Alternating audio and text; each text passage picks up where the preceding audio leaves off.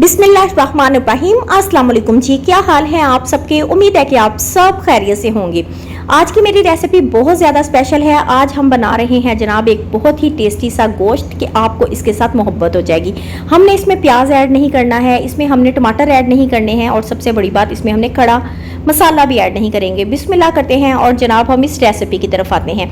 Half cup मैंने ले लिया कुकिंग ऑयल, इसमें हम ऐड कर देंगे 2 किलो गोश्त। आप अपने अंदाजे से गोश्त ले लीजिएगा, आप मटन ले लें, बीफ ले लें, जो आपके पास अवेलेबल है उसमें ही ये रेसिपी आप बना सकते हैं। बहुत टेस्टी बनेगी और बड़ी ही नेक्स्ट लेवल की बनेगी। अच्छा जी, ऑयल के अंदर हमने गोश्त ऐड कर दिया है। अब हमने गोश्त की भुनाई करनी है, बहुत अच्छी भुनाई करेंगे कि गोश्त का कलर चेंज हो जाए। ये देखिए इस टाइम पर गोश्त का कलर मुकम्मल तौर पर चेंज हो चुका है।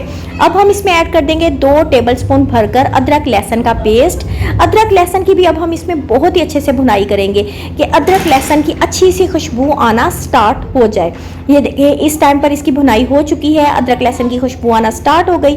अब हम इसमें ऐड कर देंगे जनाब अपने फ्लेवर के हिसाब से हाफ टी स्पून नमक ऐड करेंगे।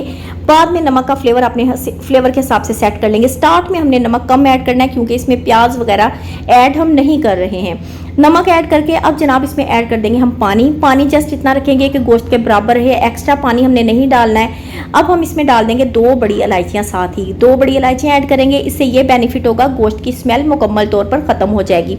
अब हमने प्रेशर कुकर लगा देना है। प्रेशर कुकर हमने लगाना है 10 से 15 मिनट का कि आपका गोश्त अच्छे से गल जाए। अगर आपको गोश्त कच्चा लगे आप दोबारा से प्रेशर कुकर लगा दीजिएगा, बट मैंने जस्ट 15 मिनट का प्रेशर कुकर लगा दिया है। गोश्त बहुत अच्छे से गल चुका है, लेकिन इसके अंदर थोड़ा सा पानी है, ये आपको नज़र आ रहा होगा, थोड़ी सी यखनी है। इसको हमने एक कढ़ाई में ऐड करेंगे और खुले बर्तन में ऐड करके इसकी तेज़ आग पर हमने भुनाई करनी है। साथ ही कुछ मसाले डालेंगे। मैंने 5 से 6 सब्ज़ मिर्च बारीक पीस कर ऐड कर रही हूँ। 1 टीस्पून मैंने इसमें पिसा सूखा धनिया ऐड किया है, 1 टीस्पून पिसी काली मिर्च और जनाब 1 टीस्पून पिसा गरम मसाला हम इसमें ऐड कर देंगे। अब फुल तेज़ चूल्हे की आग करेंगे, अच्छी सी हमने भुनाई कर देनी है।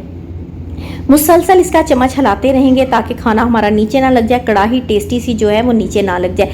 अच्छा जनाब, अगर आप नए हैं तो मेरे चैनल को सब्सक्राइब करें, वीडियो अच्छी लगे लाइक लाजमी किया करें और मुझे अच्छे अच्छे कमेंट्स तो आप लाजमी दिया करें। ये देखिए गोश्त के अंदर जितना पानी था खुश्क हो चुका है। इसमें मैं फ्लेवर को मजीद बढ़ाने के लिए सब्ज़ धनिया ऐड करूँगी, थोड़ी सी बारीक कटी सब्ज़ मिर्च ऐड कर दूँगी, बारीक कटा हुआ अदरक ऐड कर देंगे और इसकी सॉफ्ट हाथों के साथ हमने मिक्सिंग कर देनी है। यकीन करें इसका फ्लेवर इस कदर टेस्टी है कि अगर आप 2 रोटियाँ खाते हैं ना आप 4 खाएंगे, जितनी टेस्टी ये रेसिपी रेडी हुई है। आप इसकी लुक देखें। ईद के दिनों में अगर आपके घर में दावत है तो यकीन करें अगर आप ये रेसिपी बनाएंगे आपकी दावत को 4 चांद लग जाएंगे। आपको मैं दिखाती हूँ कि किस कदर सॉफ्ट ये गल चुका है। आप इसकी लुक देखें, यकीन करें इसका फ्लेवर बहुत टेस्टी है। अपने फैमिली फ्रेंड्स के साथ शेयर करें ताकि वो भी इस चीज़ से फ़ायदा उठाएं। अच्छी रेसिपी शेयर करना भी एक सदका जारिया है। अपना बहुत सारा ख्याल रखा करें, अपनी दुआओं में मुझे याद रखा करें। इंशाल्लाह मैं भी अपनी दुआओं में आपको याद रखूँगी। इसके साथ ही इजाज़त दें, अल्लाह हाफिज़।